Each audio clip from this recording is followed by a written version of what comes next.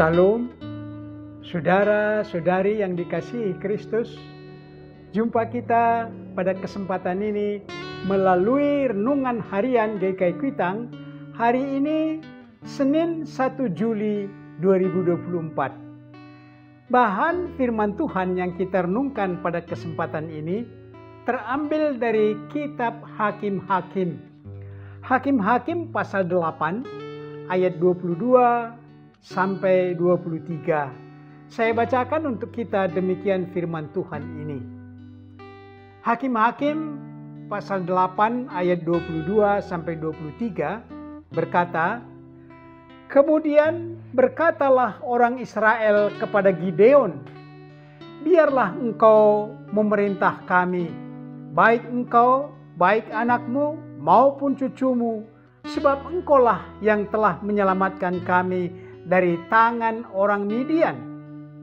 Jawab Gideon kepada mereka, "Aku tidak akan memerintah kamu, dan juga anakku tidak akan memerintah kamu, tetapi Tuhan yang memerintah kamu."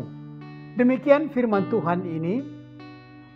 Tema kita dari ayat ini berbunyi, menolak menjadi penguasa. Saudara-saudari yang dikasihi Kristus, ada baiknya kita mengetahui lintas sejarah Israel, khususnya dalam kitab Hakim-Hakim. Kitab ini meliputi perjalanan umat Israel setelah matinya Yosua sampai kepemimpinan Samuel dalam rentang waktu kira-kira 250 tahun. Kehidupan Israel langsung dalam pimpinan Allah yang terlihat dalam kesetiaan mereka kepada Allah. Maka hidup mereka tentram, aman. Tetapi bila mereka meninggalkan Allah dengan mengabaikan firman-Nya, beribadah kepada dewa lain, maka mereka lemah dan dengan gampang mereka ditindas oleh bangsa di sekitar mereka. Saudara-saudari, pada masa hidup Gideon, orang Midian dan orang Amalek dari sebelah timur sangat kejam bagi orang Israel. Hasil ladang dan ternak Israel dirampas orang Midian tanpa sebab. Ketakutan Israel melihat orang Midian dan Amalek begitu besar. Kita bisa lihat dalam pasal 6 ayat 11, yaitu Gideon mengirik gandum secara tersembunyi, takut terlihat oleh orang Midian, karena dengan sewenang-wenang mereka akan menggulung hasil irikan itu. Gideon terpanggil untuk menyelamatkan umat Israel. Suatu panggilan yang cukup unik, karena dengan pasukan yang terpilih 300 orang, Gideon mengalahkan Raja Midian dan Raja Amalek. Gideon mendekati perkemahan orang Midian. Hampir sama dengan merobohkan tembok Yerikho oleh Yosua. Demikian Gideon, pasukannya meniup sangkakala dan memecahkan buyung. Mereka mengacaukan pasukan orang Midian. Orang Midian lari, termasuk 2 raja mereka melarikan diri dari hadapan Gideon. Gideon dan pasukannya terus mengejar kedua raja itu dan menangkap mereka. Tidak tanggung-tanggung lagi, kedua raja ini dibunuh oleh Gideon. Saudara-saudari, ayat renungan kita cukup unik. Setelah aman, umat Israel meminta dengan berkata kepada Gideon, "Biarlah engkau memerintah kami, baik engkau, baik anakmu maupun cucumu, sebab engkaulah yang telah menyelamatkan kami dari tangan orang Midian." Suatu permintaan yang sangat wajar. Tetapi Gideon menolak menjadi pemimpin, menjadi pejabat di negeri mereka. bahkan dirinya maupun anaknya dia tolak. Dia telah membuktikan kemampuannya memimpin pasukan mengalahkan orang Midian dan Amalek yang kejam itu.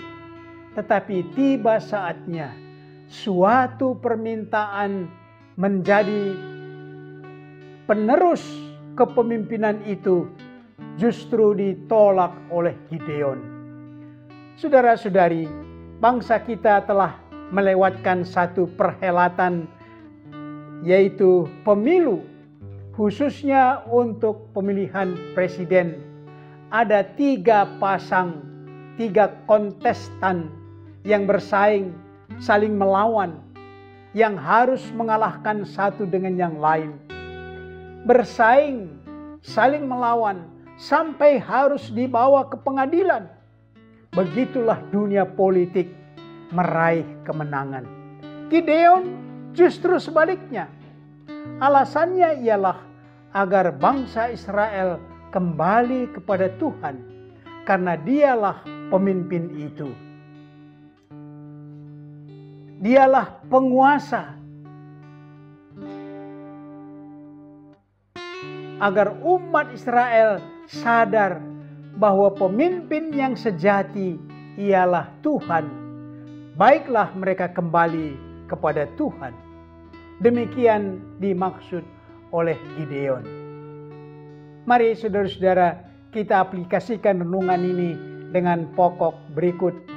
Pertama, bisakah kita, rakyat negeri kita ini, berharap oleh pemimpin bangsa ini menegakkan secara penuh Undang-Undang Dasar 1945? Yang kedua, apakah Anda mengakui bahwa Allah pemimpin yang sejati juga untuk bangsa kita? Yang ketiga, apakah Tuhan menjadi pemimpin yang sejati bagi Anda dalam keluarga Anda? Mari berdoa. Tuhan Allah, Bapa kami yang di sorga, dunia dan bangsa-bangsa ada di bawah pimpinan dan kuasa Tuhan.